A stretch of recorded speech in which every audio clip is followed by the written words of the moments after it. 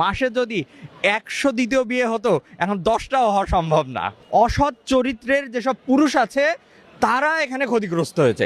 এই আইনটা বা এই বিষয়টা আরও কোডিফাইড করা হয়েছে, আরও ক্লিয়ার করা হয়েছে। যেমন বিষয়টা ছিল আগে যদি কেউ কোনো পুরুষ তার প্রথম স্ত্রী থাকা সত্ত্বেও দ্বিতীয় স্ত্রী গ্রহণ করতে চাইতো, তো একটা অনুমতির প্রশ্ন আসতো। কিন্তু এখন বিষয়টা হয়েছে যে বিষয়টা আরও কোডিফাইড। কেমন ক্লাসিফাইড?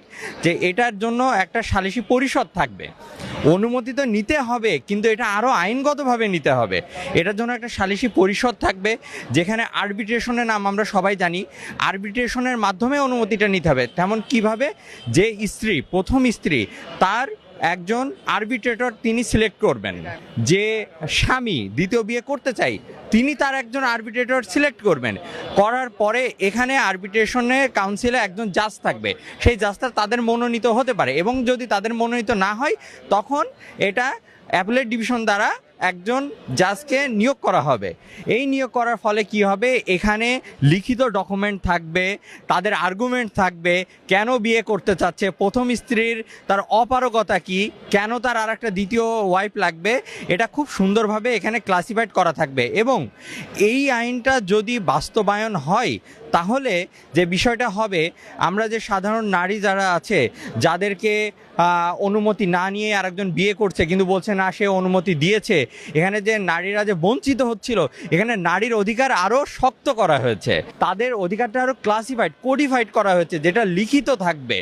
এখন যেসব নারীরা বঞ্চিত হয়েছে, মাসে যদি 100 দ্বিতীয় বিয়ে হতো, এখন 10টাও হওয়া সম্ভব না।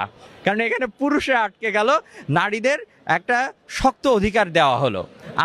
আমি নিজেও অ্যাজ এ লয়ার দেখলাম কিছু আইনজীবী যারা আইন সম্পর্কে তারা দেখিও নি, জানেও না, তারা একটা সুন্দরভাবে বলে দিচ্ছে যে অনুমতি লাগবে না, কিন্তু বিষয়টা কি বলা হয়েছে এটা দেখছে না। দ্বিতীয় বিয়ে সম্পর্কে আমাদের ইসলামকেও অনেকে অনেক কটাক্ষ করে যে না 4টে বিয়ে করা যাবে, এটা কেমন একটা রিলিজিয়ানে এখানে এক নারী জাতিকে বঞ্চিত করা হচ্ছে। কিন্তু বিষয়টা এমন না। আপনি যদি সূরা নিসার দিকে একটু তাকান, এখানে খুব সুন্দরভাবে বলছে যে হ্যাঁ আপনি একটা না 1, 2, 3, 4 পর্যন্ত বিয়ে করতে পারেন, কিন্তু কখন করতে পারবেন?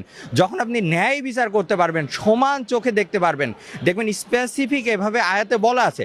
কারণ সমান চোখে যদি আপনি দেখতে যান, এটা কি আমাদের মতো সাধারণ মানুষের দ্বারা সম্ভব? কেউ লম্বা কেউ খাটো সমান চোখে দেখতে পারবেন? কারণ নীল রঙের শাড়ি পছন্দ, কারো হলুদ রঙের শাড়ি পছন্দ, আপনি একই শাড়ি দিতে পারবেন? এখন রাসূলুল্লাহ সাল্লাল্লাহু আলাইহি সাল্লাম তিনি ছিলেন মহামানব, তার দিকে তাকায়ে আমরা এই ছোট এক্সকিউজ নিয়ে এত বড় কিছু করতে পারি না। আজ এখানে বলছে সূরা নিসাতে কোনো নারীর মনে ব্যথা দেওয়া যাবে না, আপনি যে বিবিগুলো আছে তাদের মনে ব্যথা দেওয়া যাবে না। সোমবারে আপনার এক বিবি আপনাকে ডাকছে, সেই সোমবারে আপনার তৃতীয় বিবি ডাকছে, আপনি কি যাইতে পারবেন? তার মানে এটা আমাদের দ্বারা সম্ভব না। দুজনেরই যথেষ্ট লাভ হয়েছে। এখানে কি হলো? পরিবারগুলো বাঁচলো, সন্তান বাঁচলো।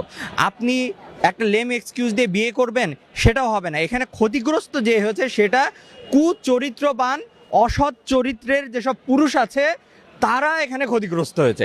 পরিশেষে বলতে চাই, এটা আমাদের ইসলামের দিকে তাকিয়ে এবং দেশের দিকে তাকিয়ে এইটা অনেক আগে করা উচিত ছিল। যদি অনেক আগে করতো তাহলে এই যে বহু বিবাহের প্রচলন এবং সূরা নিসার যে আয়াতটা আমরা ভঙ্গ করে বিয়েটা করছি যে সমান চোখে দেখতে পারবো, আদৌ তো সম্ভব না। কেউ লম্বা কেউ খাটো, আমি কিভাবে সমান চোখে দেখব?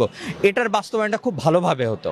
কোথায় অ্যাপ্লিকেশন করতে হবে আমি সাধারণ জনগণকে সবসময় এটা জানাতে চাই যে আপনাদের এটা যে আরবিট্রেশন কাউন্সিল গঠন হবে সেখানে যান, সেখানে যে অ্যাপ্লিকেশন দেন, আপনার আরবিট্রেটর নেন, মেয়ে তার আরবিট্রেটর নেবে প্রথম স্ত্রী, তারপরে এখানে বসবে, একটা ট্রায়াল চলবে, একটা রায় হবে, আফটার দ্যাট আপনারা ডিসিশন নেন।